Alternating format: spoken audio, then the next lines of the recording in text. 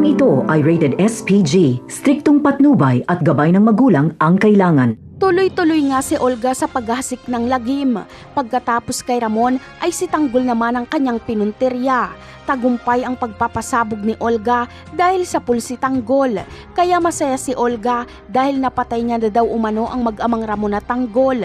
Pero sa paglapit ni Olga sa inaakala niyang bangkay ni Tanggol ay babangon si Tanggol at bubunot ng baril at dito magsisimula ang matinding bakbakan. Darating na rin sila Enteng at makukorner nila si Olga. Nagkamali ng akala si Olga dahil may mga backup pala si Tanggol.